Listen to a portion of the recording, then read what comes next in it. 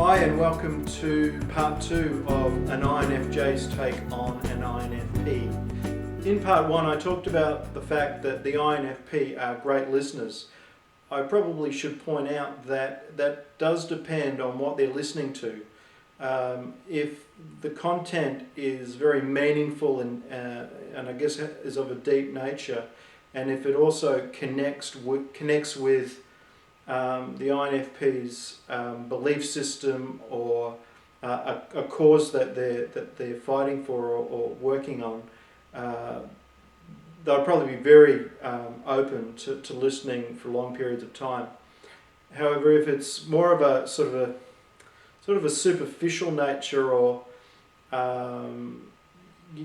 just talking for the sake of talking, and it doesn't really have much meaning behind it, the INFP is probably going to struggle to listen to that. But in true INFP form, they're going to do their very best not to show you that they're getting bored or uninterested.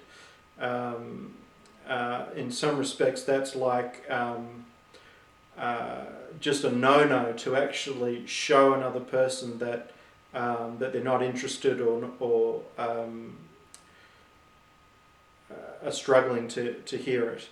One of the things about an INFP's functional stack is that it's fairly unassuming.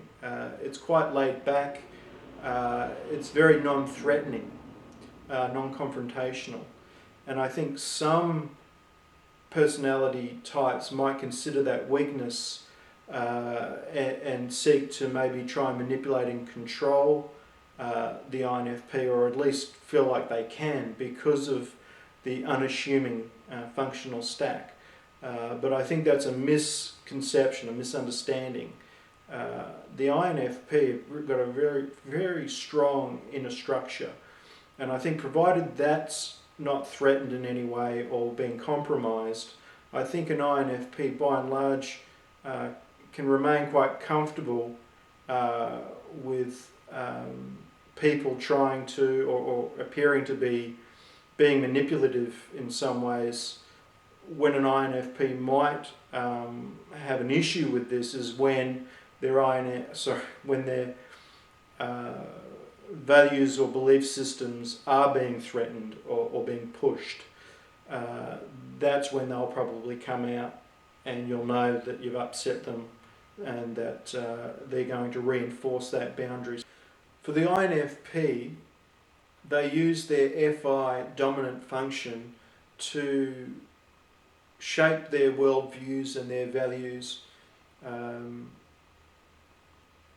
as well as I think it can be used to discover what they value and what their worldview is.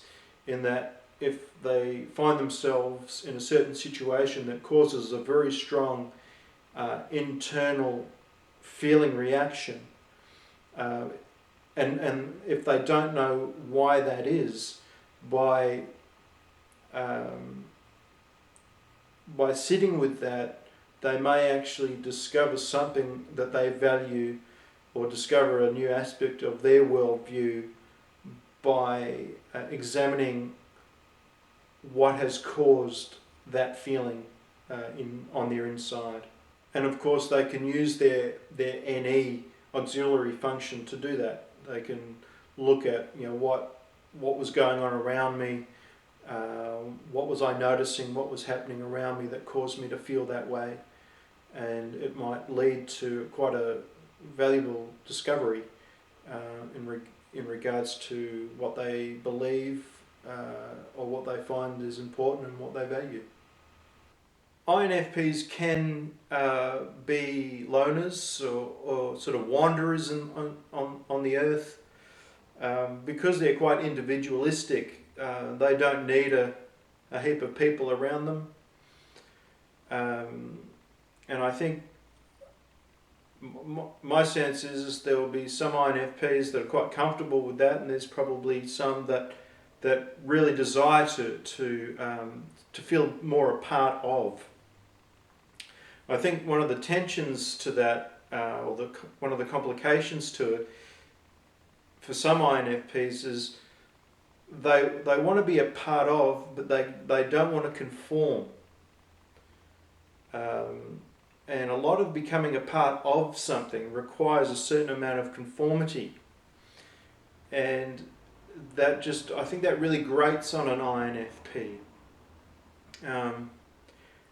It's sort of conformity is kind of asking them to really deny a lot of their complexity and just conform to a certain set of rules or certain way of doing things or a certain way of behaving or whatever it might be that is really just so simplistic, I think, for an INFP. So there's this real tension between, for some, I think, to want to be a part of something, but they don't want to conform. Because of the INFP's inferior TE function, my sense is that there could be a tension between their incredibly vast internal world and their challenge to be able to sort of express that to others. I have heard people say, or INFPs say that when they're asked how they're going, that can be an awfully challenging question. Because they're not into small talk and superficial answers, generally speaking, and yet to answer it truthfully, if you like, or with meaning, it could take them some time to really get to a place to actually answer that question. In regards to an INFP and an INFJ friendship or interaction,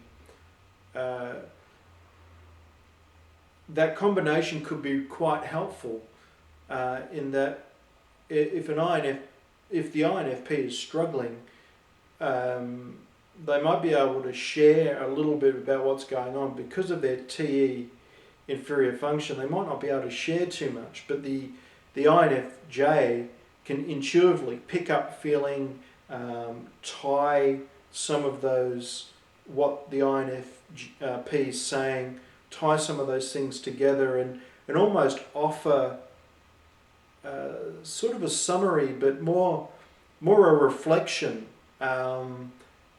back to the INFP. Like it's something like, it sounds like what you're saying is, and share that intuitive insight. More as a suggestion, could it be this, or is this what you're saying? And in a way, that can be quite helpful, I think, for the INFP. In some ways, the INFJ can say what the INFP can't say or has trouble saying. So I guess it can be quite a complementary dynamic in that sense. I think another tension that the INFP can have in their world is the tension between the control that they have on their internal world, but the lack of control that they have in their external world because of their really non-dominant functional stack. And I think where that could be, when there's a stressful external event that the INFP can't control or doesn't feel that they can control, and when that pushes on their value system or structure, they could react. They can find themselves actually getting quite stressed and reacting to that to try to somehow control the externals. I think for the extroverts that might be watching this, you probably find yourself feeling quite frustrated with an INFP because of their lack of extroverted behaviour. You probably are inclined to really misunderstand what they're doing.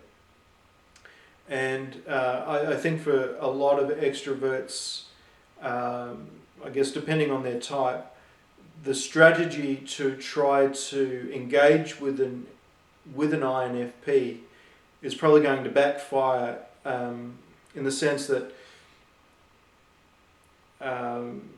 there might be a inclination to try to draw the INFP out to play, to engage, to open up. You'll be trying to make them feel comfortable, to encourage them to come out. The thing with that, though, is that the INFP experiences that as you invading into their space. So while you're trying to sort of, your attempt is to draw them out, they experience as you trying to force your way into their world. And so you can just end up with the person becoming even more, the INFP becoming more unresponsive. So the best way to draw out an INFP, or just to make them feel comfortable, is definitely not to try to, pull them out of their shell, but to create a comfortable, sort of affirming space. And it's probably going to require some patience for them to just naturally share a little bit more of themselves, or so it's probably going to be counterintuitive in a sense, in that you need to do the opposite of what you would want to do to draw somebody out. For the more sensor dominant types that are watching, you may find you experience the INFP as quite cold and aloof because of their lack of external expression.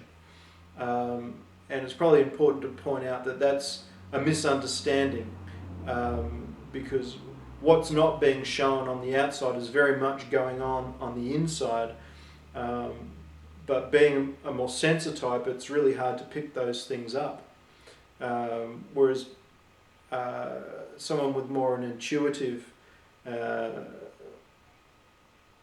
type personality, like an INFJ, we're able to intuitively pick up the feeling, even though the INFP is not necessarily displaying the feeling.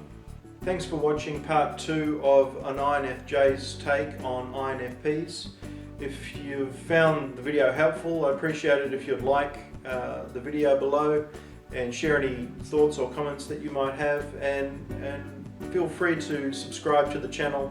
I'm attempting to do videos on all the other personality types, so if you found these interesting, please subscribe.